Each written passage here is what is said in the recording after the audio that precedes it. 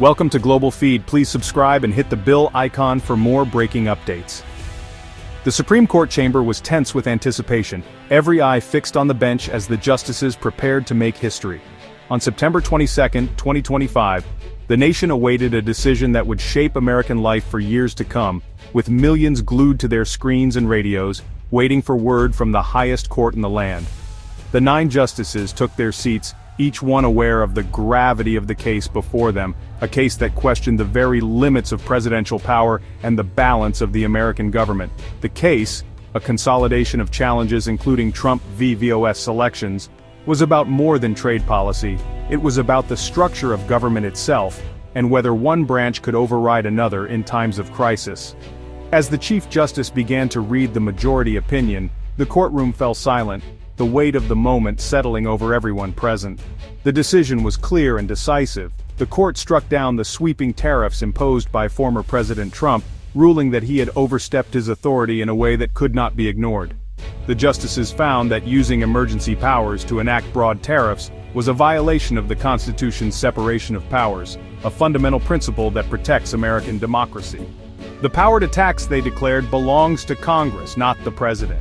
This reaffirmed the checks and balances at the heart of the nation's founding documents. The news sent shockwaves through Washington and Wall Street alike, as markets surged on hopes of restored global trade and a return to legislative oversight.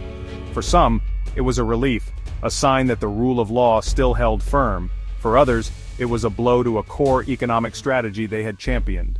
The ruling marked a turning point in American economic and constitutional history, echoing through the halls of power and the pages of future textbooks. The tariffs had affected nearly every sector, from steel to coffee, touching the lives of workers, business owners, and consumers across the country. Now the Supreme Court had drawn a clear line between presidential and congressional powers, setting a precedent that would guide future leaders. The consequences would unfold over time, but one thing was clear: American governance had changed, and the nation would never be quite the same again. To fully grasp the Supreme Court's decision, it's important to first understand what tariffs are and why they matter in today's world. A tariff is essentially a tax placed on imported goods. By making foreign products more expensive, tariffs are designed to encourage consumers and businesses to buy American-made products instead, supporting local industries and jobs. For much of U.S. history, tariffs were a common tool to protect domestic industries from overseas competition. But in recent decades, the U.S. shifted toward free trade, lowering tariffs to promote global commerce and economic cooperation. That changed in February 2025, when President Trump dramatically reversed course. He imposed sweeping new tariffs, some reaching as high as 50%, on imports from nearly all major trading partners, sending shockwaves through the global economy. The administration justified these actions by citing 2 national emergencies: a rapidly growing trade deficit that threatened American jobs and industries, and the increasing flow of dangerous drugs like fentanyl entering the country from abroad, fueling a public health crisis. To justify the tariffs, Trump invoked the International Emergency Economic Powers Act, or IEPA, a 1977 law originally intended to address foreign threats and crises, not trade disputes. Critics quickly questioned whether these economic and drug issues truly qualified as emergencies under the law, or if the president was overreaching his authority. The move sparked a fierce legal battle, raising fundamental questions about the limits of presidential power and the role of Congress in trade policy. The central question emerged: could the president use emergency powers to impose massive tariffs on his own, without congressional approval? This high-stakes legal fight would ultimately reach the Supreme Court, drawing national attention. The court's answer would not only decide the fate of these tariffs, but also reshape the future of American trade policy for years to come. The Supreme Court faced a fundamental question: who has the power to impose tariffs? The Constitution gives Congress, not the president, the authority to levy taxes and tariffs. Challengers argued Trump had bypassed Congress, using IEPA to create a sweeping new tax system. They insisted the law was never meant to grant such broad power to the executive.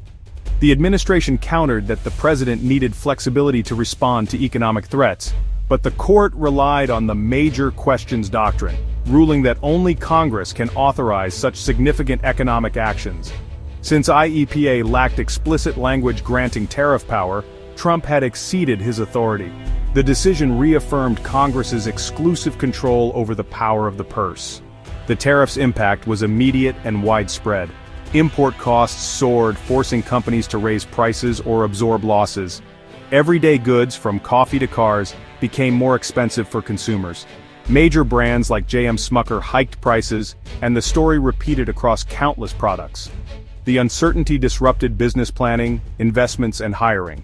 Retaliatory tariffs from other countries hurt American exporters, especially farmers and manufacturers. The trade war environment made long-term planning nearly impossible. The Federal Reserve cut interest rates to cushion the economic blow. With the Supreme Court's decision, tariffs will be rolled back. Consumers can expect relief as prices fall, and businesses regain stability. But the transition won't be instant.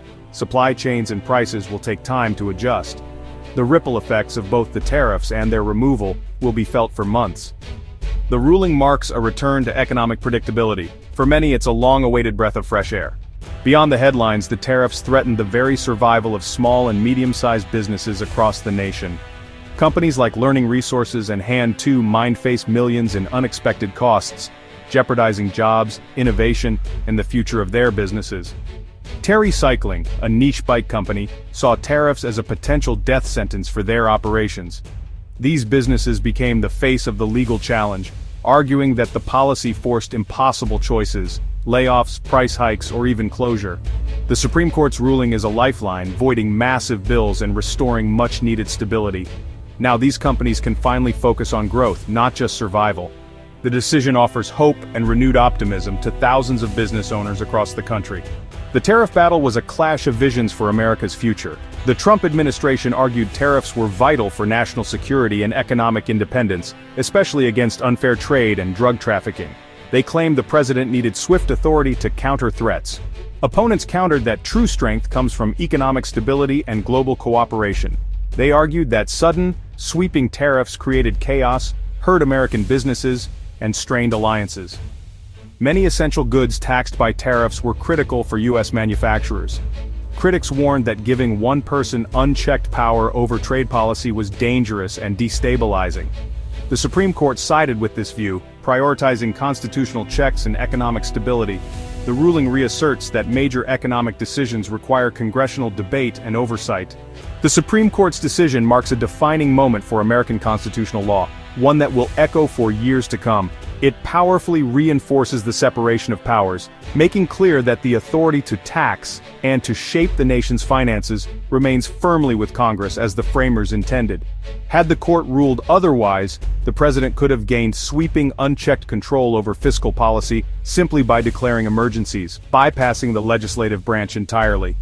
Legal experts warned that such a shift would have upended the delicate balance of power, concentrating unprecedented authority in the executive branch and undermining democratic safeguards. The ruling protects the constitutional order, ensuring that major economic policies require open public debate and the approval of elected lawmakers, not just a single leader's decision. For everyday Americans, it means no single person, no matter how powerful, can unilaterally impose taxes or tariffs that affect every household and business across the country. The process may sometimes seem slow or frustrating, but it's designed to be accountable, transparent, and inclusive of many voices.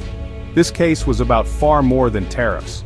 It was a fundamental test of the republic's system of checks and balances and the resilience of its institutions. The court's answer is clear. Those checks remain strong, and the constitutional framework endures.